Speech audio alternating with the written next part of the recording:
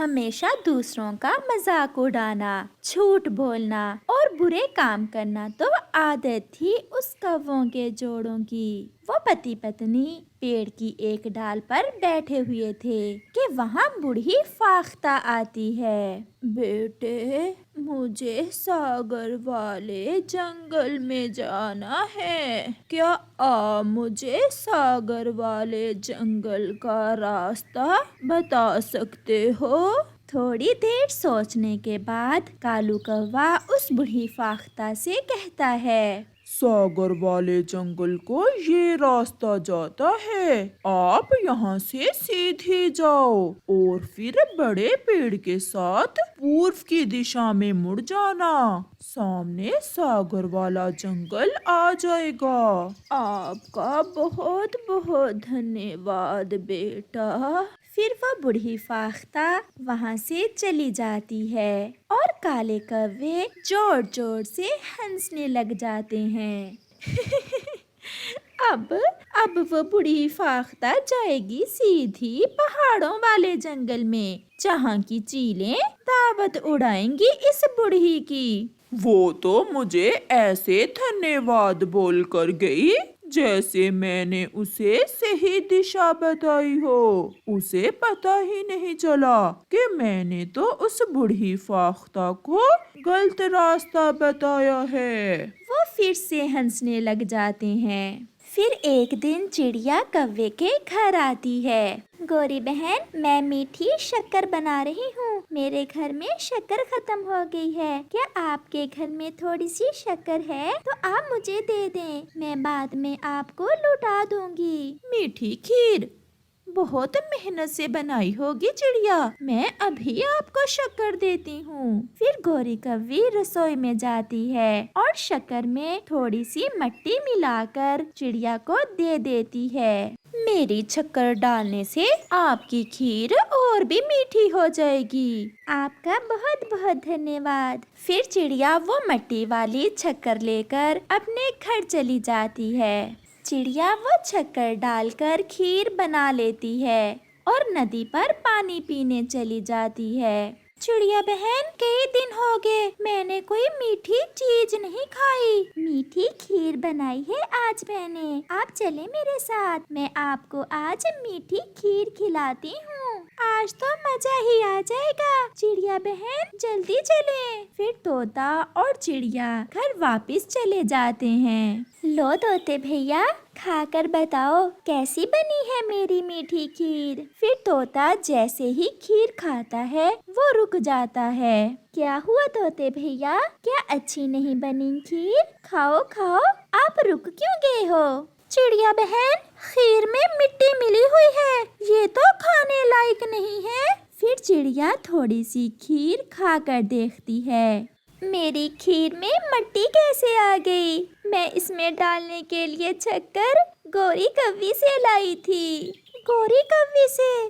फिर तो ये शरारत उसी ने की होगी, उसने शक्कर में मिट्टी मिला दी होगी।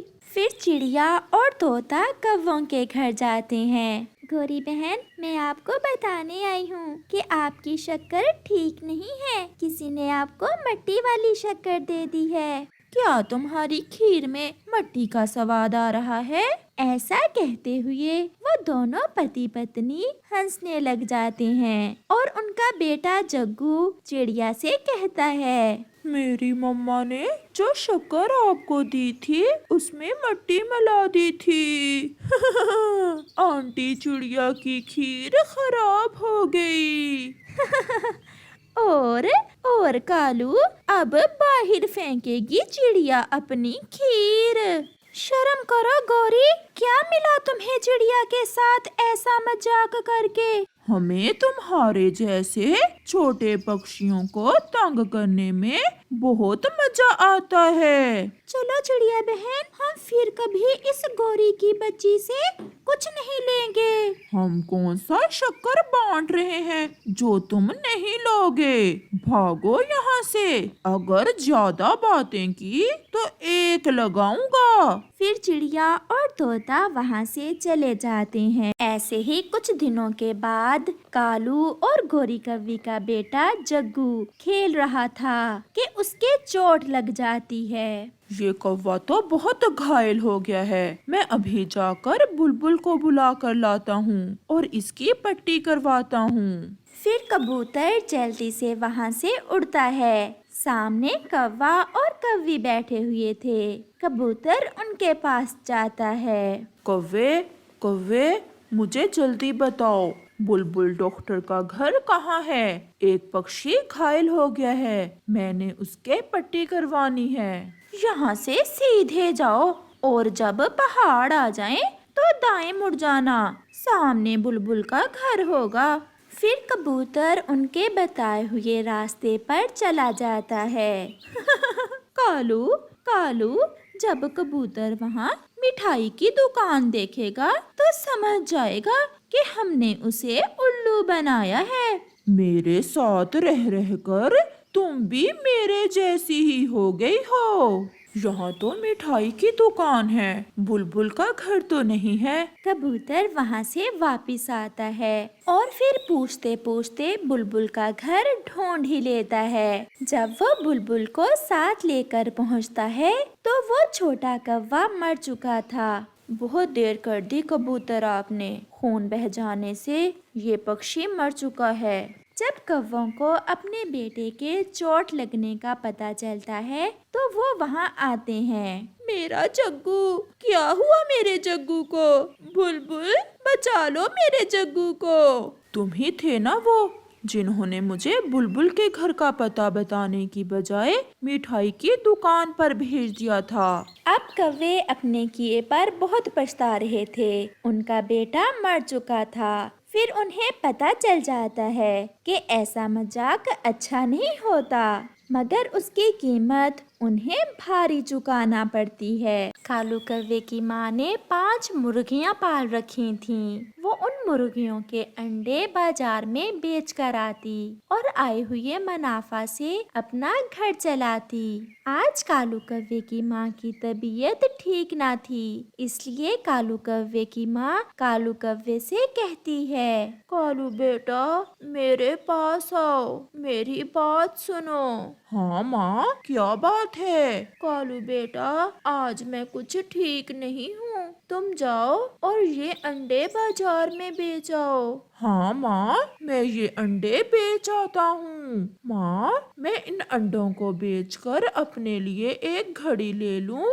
नहीं कालू बेटा, अभी मुझे पैसों की जरूरत है, मैं तुम्हें घड़ी बाद में ले दूंगी। फिर कालू कौवा अंडों की टोकरी अपने सर पर उठाता है और बाजार की तरफ जाता है। रास्ते में जाते हुए कालू कौवा सोच रहा था, मैं माँ से कुछ पैसे लेकर एक आलू खरीदूंगा और फिर उस आलू को अपने घर के पास जमीन में दबा दूंगा और फिर जब मेरा आलू का पौधा उगाया तो मैं उसे पानी दूंगा। रास्ते में बैठा कबूतर कौवे की बात सुन लेता है। कालू, रुको रुको कालू, क्या खुद से बातें करते जा रहे हो? मैं अपनी आलूओं की फसल बेचने वाला हूँ। परंतु कालू, तुम्हारे पास तो आलू नहीं है, तुम्हारे पास तो अंडे हैं। मैं अंडे बेचकर जो पैसे कमाऊंगा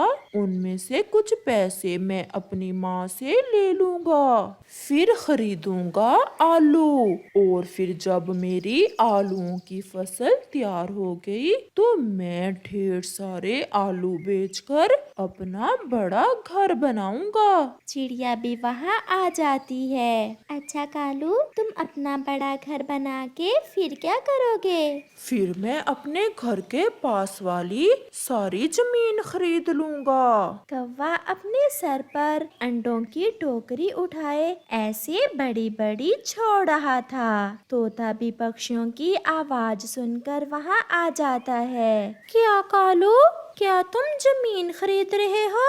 हाँ, मैं उस सारी जमीन में आलू ही आलू लगाऊंगा। कालू, जब तुम सारे खेत में आलू उगा लोगे फिर तो तुम बहुत अमीर बन जाओगे। फिर क्या करोगे कालू? फिर मैं करूँगा किसी सुंदर सी कव्वी से शादी। ये हुई ना बात, हमारा कालू शादी करेगा।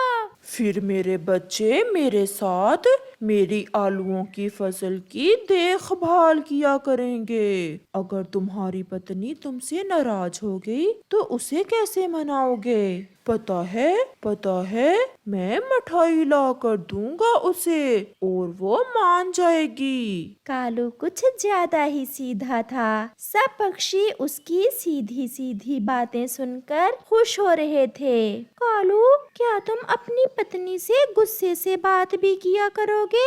ये सुनकर कालू अपना सर ना में हिलाता है। नहीं, मैं नहीं गुस्से हूँगा अपनी पत्नी से। जैसे ही कालू सर हिलाता है, कालू के सर से अंडों की टोकरी गिर जाती है और सारे अंडे टूट जाते हैं। मेरे अंडे टूट गए।